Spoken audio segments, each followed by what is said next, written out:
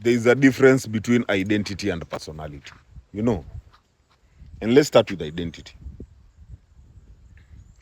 Identity is sacred, you know. Your identity is who you truly are. That is at the deepest, most unshakable level.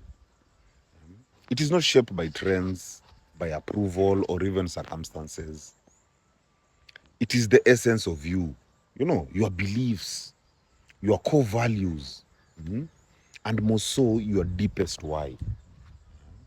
That is, even if you are alone on an island, your identity will remain. Because identity is internal. You know, it is your soul's fingerprint. Now, on personality, personality is social. You know, it is how you express and communicate that identity in the world. It is the way you behave, the way you speak, the way you laugh, the way you respond, the way you connect. You know, it is shaped by environment, it is shaped by culture, by family, and even trauma. Now, unlike identity,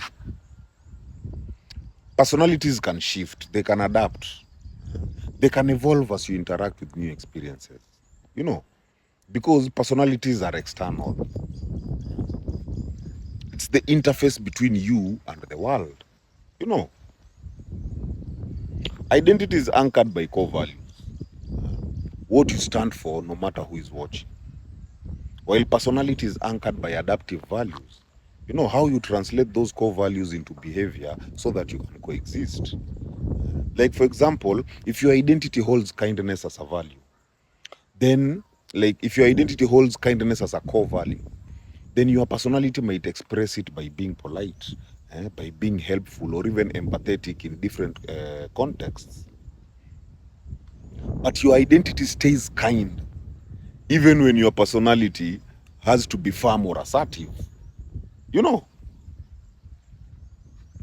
when people confuse identity and personality, they often perform a personality that isn't aligned with their true identity. You know, then they feel drained by social interactions because they are acting rather than living.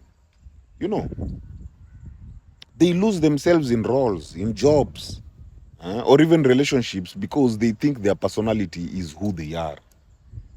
Mm? Understanding the difference helps you stay grounded in who you are, even when environments change. It helps you evolve your personality without betraying your identity. It helps you interact with others authentically, not performatively. You know, psychologically, identity gives you stability, while personality gives you flexibility. You know, you need both. While spiritually, identity is the soul's truth, while personality is the soul's language. When they align, you feel peace. When they don't, you feel lost. In short, identity is your sacred root, while personality is your visible branch. You know, one is private and eternal, while the other is public and adaptable. Your task in life is not to choose one over the other, but to let your personality be a natural reflection of your identity. My people, heal. Heal.